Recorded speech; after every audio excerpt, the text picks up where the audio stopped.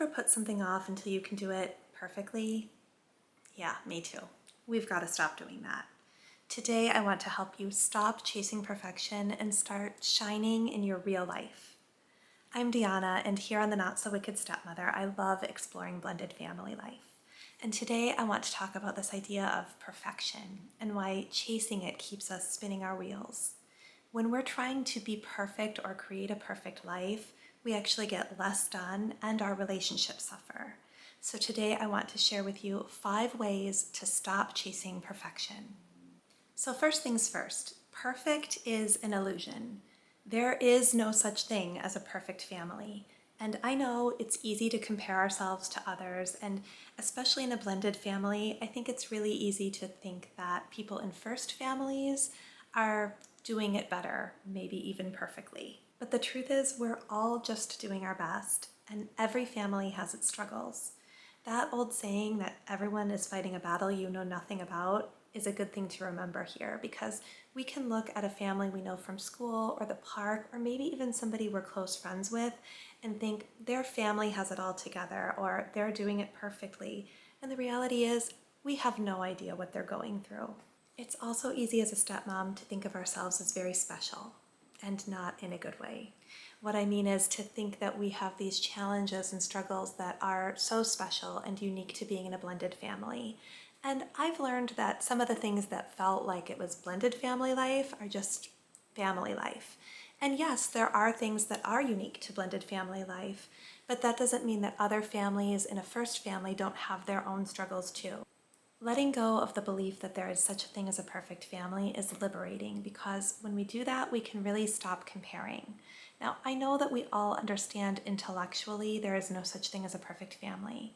Yet, I know that we all compare ourselves to other people, and sometimes we may even compare our children and our spouses to people in other families.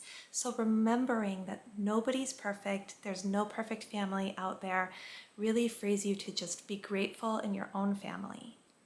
This also extends to your home. Nobody's home is perfect. Everybody's house gets messy, and yes, to varying degrees, but no one is living in a museum. And this is something that's so easy to compare ourselves to others with. I remember years ago, a friend came over and our kids were really young and it was so messy, and I was very embarrassed because I'd been to her home many times and it was always immaculate and beautiful. And I apologized, and she said, "Your kids are little, my kids are teenagers. You're in the messy stage, this is normal." And it just felt so good to be reminded that. And if you have teenagers and your house is still messy, that's okay too. I think these teenagers were just particularly tidy. My point is, there's no such thing as perfect, and nobody's home is perfect either. So let's practice gratitude. Let's focus on the things that we appreciate about our family and our home. One more thing I want to touch on here that is unique to blended families is that it's very tempting to compare between households. Because again, with blended families, often the kids are going back and forth between 2 homes, and it can be so easy to compare yourself to that other home. Look, you are in a blended family. You're not sister wives. You do not have to have your homes be identical or have them function in the same way. I've talked about this before, and I do think it can be helpful where it makes sense to make things as consistent as you can for the kids between the 2 households, but that doesn't mean that you're beholden to running your home in the way someone else does. Just figure out what works for you. Do not compare. There is no perfect. Do what works for you. And that leads to the next step to stop chasing perfection, and that is to identify your strengths and name what doesn't really matter to you. Look, no one can be great at everything. We all have things that we care about more, that we value more, and that we're probably a little better at than other things. And it really helps when you get honest with yourself about identifying what those are. A tiny example of this from my real life right now is that I love to host parties, but I've had a not so great habit in the past of getting myself really stressed out at the last minute because I'm aiming for perfection, whatever that means. And I have all these ideas of how I want it to be exactly perfect, and I just make it unattainable for myself and find myself in the last day or so feeling really stressed out about this thing that should be fun, this thing I want to do. Again, I know I'm not alone here. A lot of us like to host. And it's pretty normal to find yourself in some state of stress right before having people over. That being said, this is a really good opportunity to take a look at what I value about throwing a party and what I enjoy about it, what I'm good at, and what maybe doesn't matter as much to me and I can just let go. So I'm hosting in about 10 days, and I know from the past that there are a couple of key things I really like to make, that I enjoy making, that people enjoy eating, but I also know that I can round that out by using prepared foods for some of the other details so that I'm not making everything from scratch. I also know that it's more important to me that everybody's having a good time and that they're enjoying the food than that everything looks a certain way. So this year I'm being a little more relaxed on the decorations and even the presentation of some of it.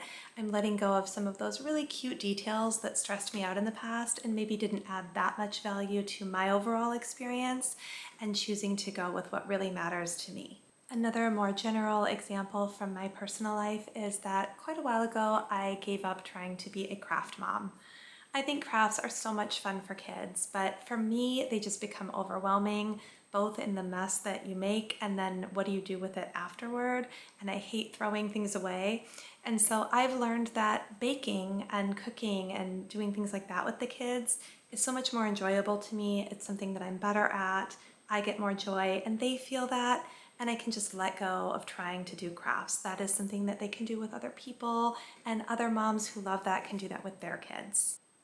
I invite you to identify 3 of your own strengths, 3 things that bring you joy and that you feel confident in and good about, and go ahead and schedule those for somewhere in your week, especially if it's something as a mom or a stepmom.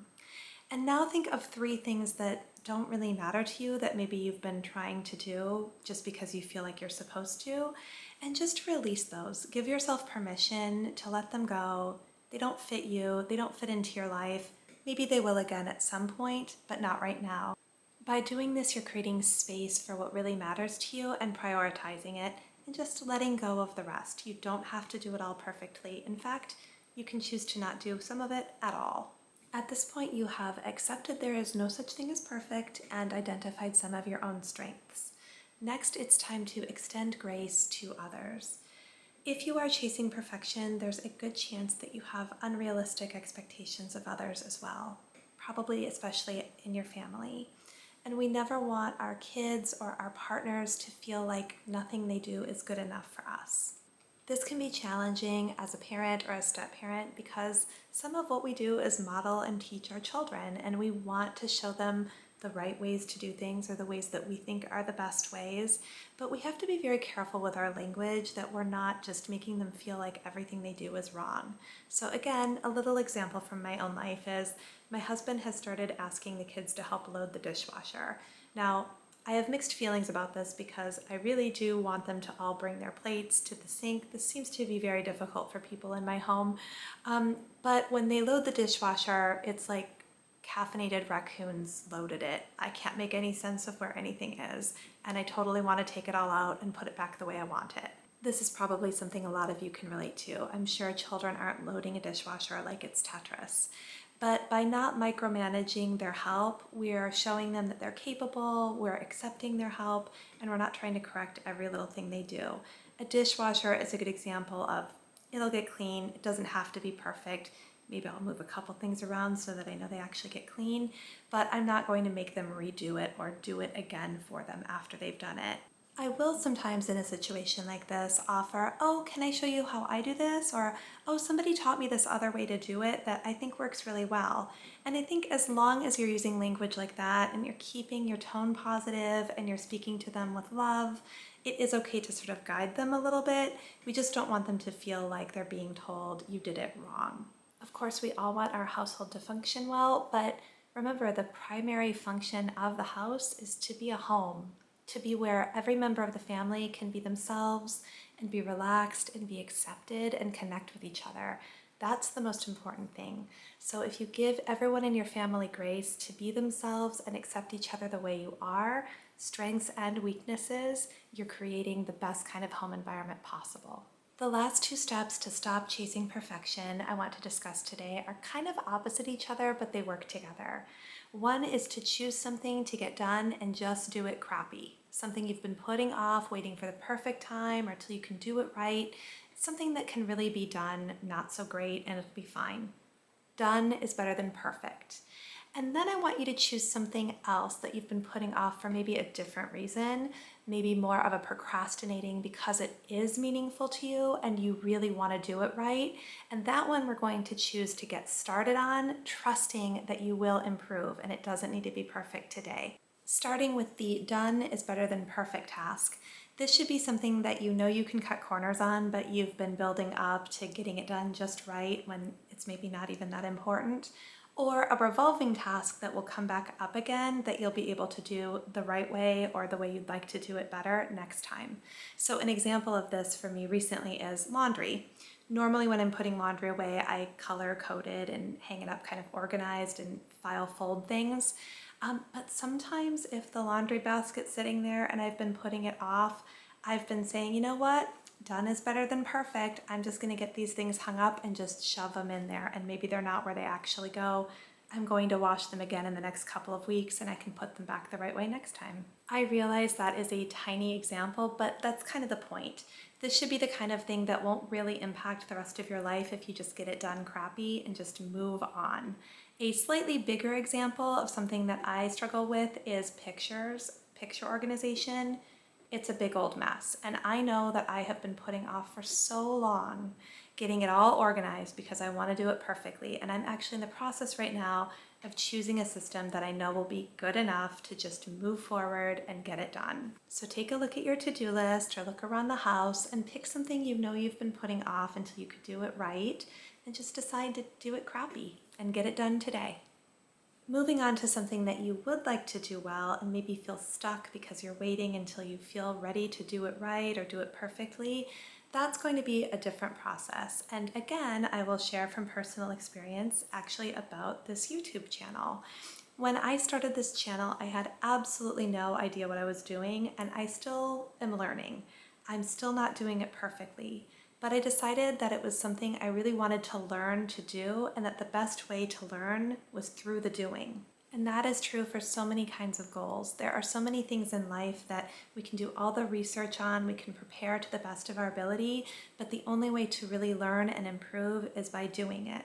And so these are the kind of things that we just have to decide to do, even though we know it's not going to be perfect, and be willing to make mistakes and learn along the way, trusting you will get better. Never perfect, but better. Honestly, parenting and step-parenting are perfect examples of this. Perfect examples of imperfection. These are things that you just have to start doing.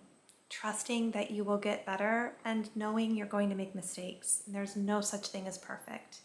If you're a step-parent and you're just not sure how to start your relationship with your stepkid or improve it, you just have to start today. You just have to look for one little way to connect. You have to decide to make it a priority and just begin the journey. Maybe you feel like your family calendar is unmanageable and you never know who's supposed to be where when, and that's something that does matter to you, that you would like to do it well. Well, that's another example of something that you can start small, knowing that you'll get better. It's not going to be fixed completely overnight, but just make a decision. This is an area I want to improve. This is an area I want to figure out a better way forward and take one step at a time, day by day. Hopefully you have some ideas of something you can just choose to do crappy and get it done, and maybe another area of your life where you would like to excel and you can just get those first steps going today. I'd love to hear what they are, so please comment below your get it done task and your do it well beginning of your journey.